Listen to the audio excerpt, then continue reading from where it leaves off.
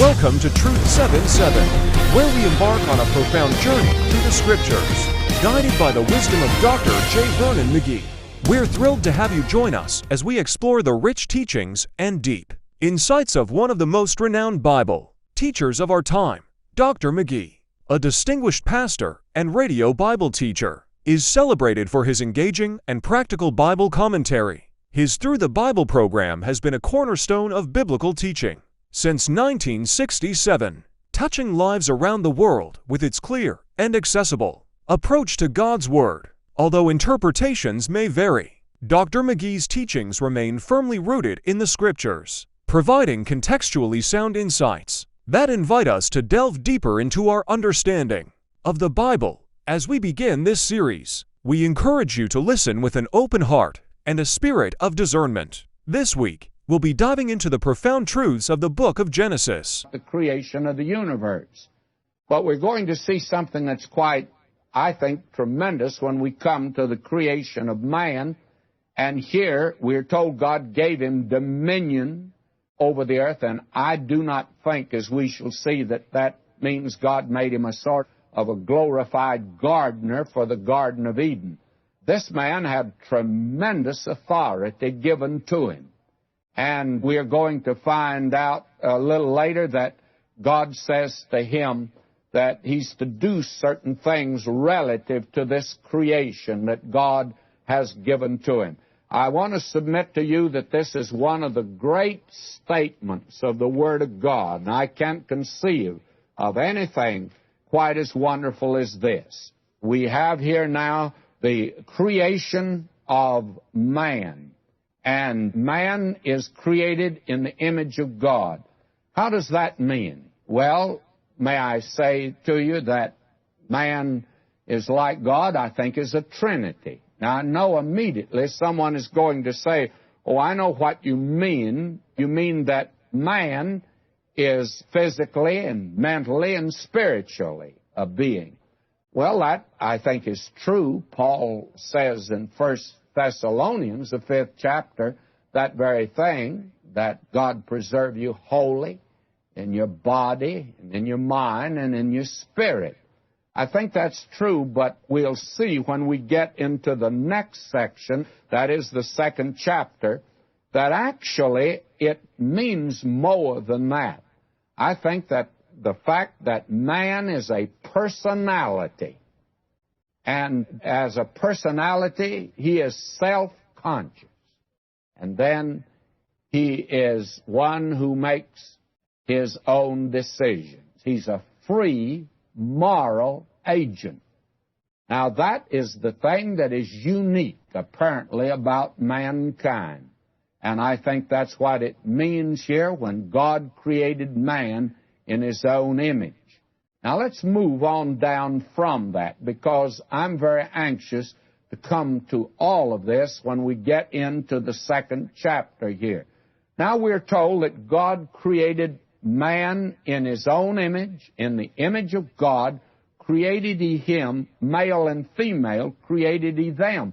But you see, the 1st chapter doesn't give you the details of how man was created and how woman was created. We won't find that till we come now to this 2nd chapter.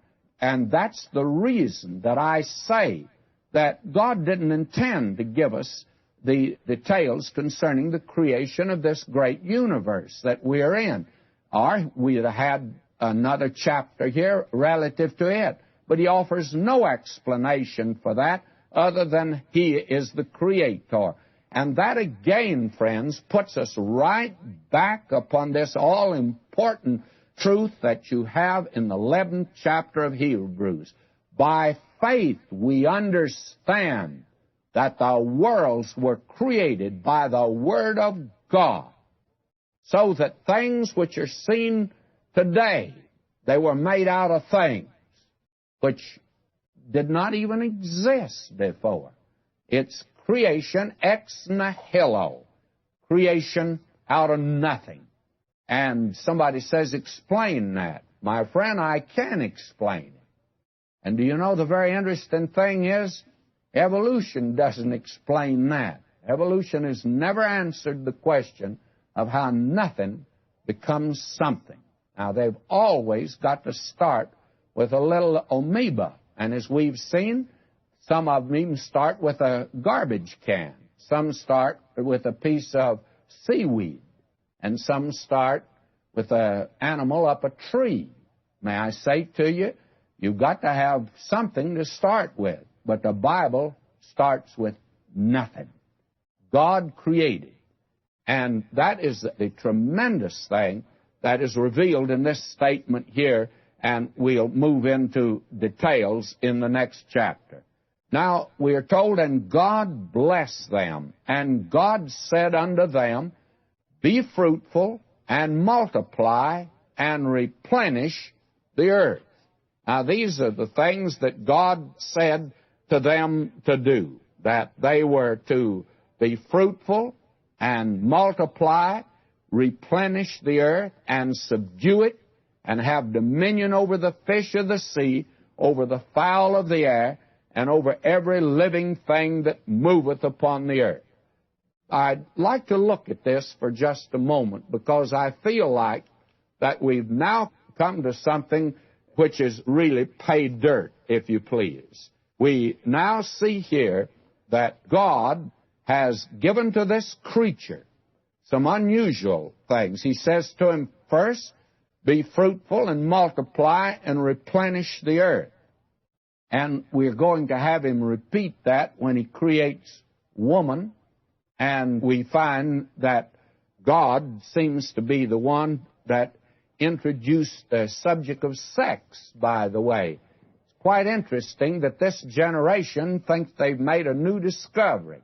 You get the impression today from the way that this thing has become a hang-up for this generation, that sex is something that this generation is the Columbus, and it's discovered it. May I say to you, God mentions it here at the very beginning. In fact, there are 4 ways that God has of getting creatures into this universe. One was by direct creation. That was Adam. The second one was by indirect creation, and that happened to be Eve.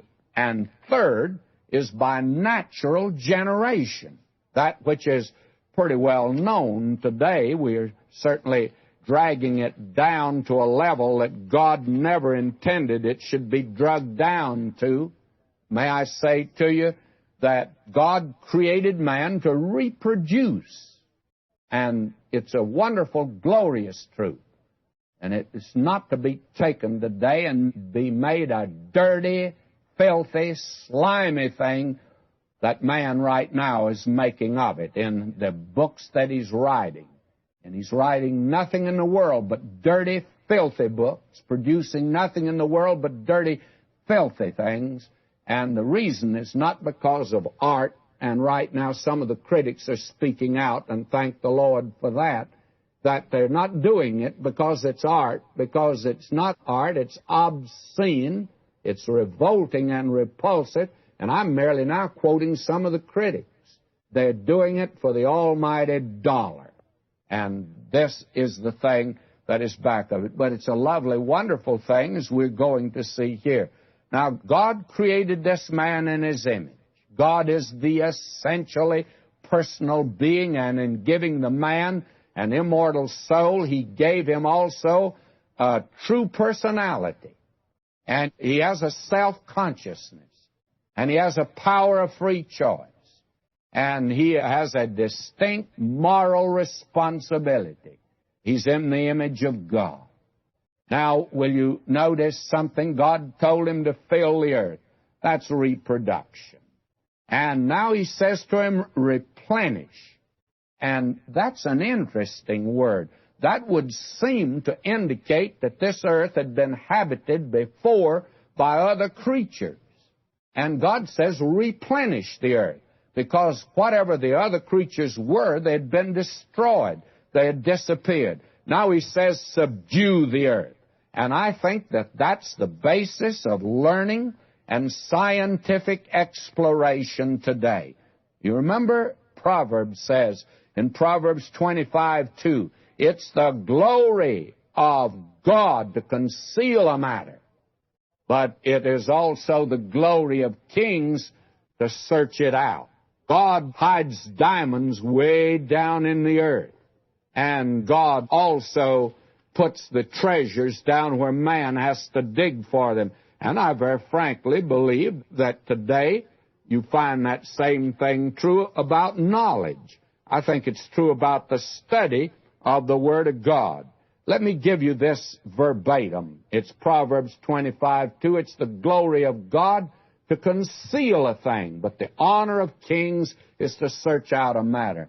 God wants you to go into the laboratory and pour it into the test tube, look at it under the microscope, my beloved. But unfortunately, man comes out with an atom bomb, and he's trying to destroy the human family today.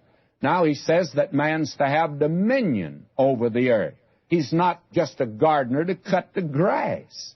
Man was to rule this earth. I think when Adam wanted rain, he just brought the cloud over and had a shower, just like you'd turn on the sprinkler in your yard. And I think that when he wanted the sun to shine during the day, that it would shine. If he didn't want it, it didn't. He ruled this earth. I think that you see that in the Lord Jesus. He had control over nature when he was here on this earth. He could say to the storm, "Be still." He could feed a multitude. I think Adam could have done all of that until he fell. He lost that dominion, you see. Now, verse 29, "And God said, Behold, I've given you every herb bearing seed, which is upon the face of all the earth, and every tree in the which is the fruit of a tree yielding seed. To you it shall be for me." Now, I assume from that statement that man was a vegetarian at first, and it's not till after the flood man became a meat eater, by the way. And now I read verse 30, "And to every beast of the earth, and to every fowl of the air, and to everything that creepeth upon the earth, wherein there is life, I have given thee every green herb for meat," and it was so. "And God saw everything that he had made, and behold, it was very good. And the evening and the morning were the sixth day." Now this brings us to the end of chapter 1, and it might be well to just make a resume at this point. What are some of the things that you note here? Well, there are several things that I think that we should note, and one is the fact that God is mentioned here 32 times, and the Bible makes no attempt to prove that there is a God. Why? Because he says, "The fool hath said in his heart, there is no God."